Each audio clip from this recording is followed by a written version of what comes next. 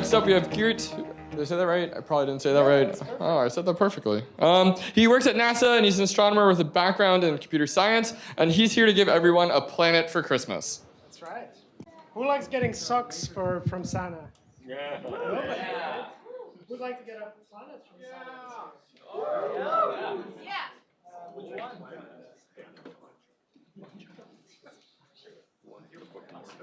I'm going to use my fingers.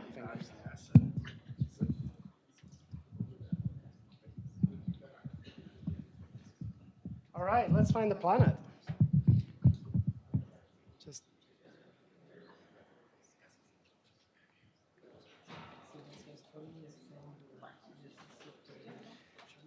So everybody wants to get a planet from Santa, right? Hey, so my name is Geert, and I'm a scientist with NASA.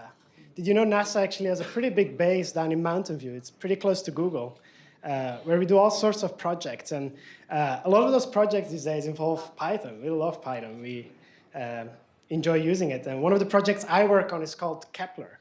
Kepler is this big telescope in space which looks for planets around other stars and has found like 4,000 of them. The method we use is, oops, sorry about that. The method we use is really simple. This big telescope uses the brightness of stars, looks at the brightness of stars, and if you look for long enough and a planet passes between us and the star, then the brightness from the star will dip for about 6 hours. And that's how we can know that there's planets around the star, because this dip will maybe happen once a year. And did you know that you can find a planet in this data using something like 7 or 8 lines of Python? And I'm just going to do it right now. This is a historic moment. I'm going to find a planet around a distant star live on stage. Wish me luck. It's really easy. All we need is NumPy, SciPy, Matplotlib, you know, the usual. I'm just going to make the plotting a bit nice. I'm going to load the data. All our data is in these big binary files on a public web server. All of it, 100% is public. For you to use. And so I just loaded the data for star number 0119045151 because we like numbers. I've just read in the time and the images for this star. So if I look at the time, it's like an array of numbers. These are days from some time since we started observing. I got images. Our images are like a big data cube. This is actually a 3-dimensional data cube. If I just take the first element of this data cube and use imshow to plot it, hey, it's a star. Not pretty, but it is a star. You know, we get a dot. We like dots. You know, stars are dots. You know, and this is the first dot, and then in the second image is the second dot, and then the third dot. It's all pretty much the same. It's the same star, and we get something like, let me look. This is like a 9x7 image. And in this case, I have 900 measurements, and these are 900 timestamps. We were taking a video of this dot. We like taking videos of dots. What I'm going to do now is just sum up the pixel values, sum up the matrix for each timestamp, because that records the number of photons we received with the telescope. Very simple. I use numpy.sum, and I'm going to plot it.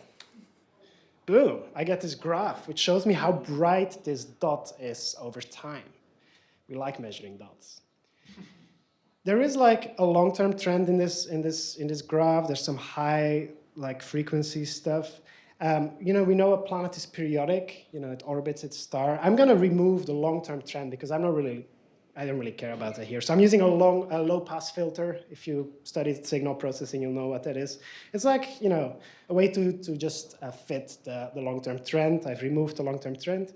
So this is now the percent change in brightness on short time scales of this star. And look, there's like times where the brightness is less than other times. What could it be?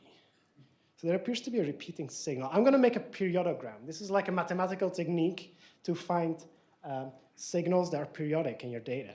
This is a long story. I'm using a thing called Lomscargle. It's a bit like a Fourier transform, if you're familiar with that. Again, it's like 2 lines of Python, and oh my God, there is a 0.8 day signal in my light curve. Something is happening every 0.8 day. What could it be? Let's just plot it. I'm just using a for loop where I'm going to plot the data in 0.8 day chunks. So here's like the first 0.8 days, second, third, There seems to be a bit of a dip here, perhaps. Again. Maybe if I plot all of them on the same graph, it'll be a bit clearer. So I'm just doing the same thing, but just on, oh my God, we found a planet. Look, this is the signal of a planet. In fact, I cheated a bit because this is a known planet. It's a planet around the star 500 light years away. It's because it's got a 0.8-day orbit. It's actually 2000 Fahrenheit on the surface. It's a bit too hot. But I'm doing this just to show you how trivial it is. Like all of what I just did above, this is all the code you need. If I run this, it tells me a planet is orbiting this star every 0.8 days. Right? This is how easy it is to find planets. We know 4,000 now. We keep taking data. And we're building this Python package which documents how to do it with tutorials and easy functions. It's called Pike. And so I have actually 3 people from my team here. Like, raise your hand. It's Christina, Galize. And if you want to know more about data or even join us as an intern or developer at NASA, come talk to us.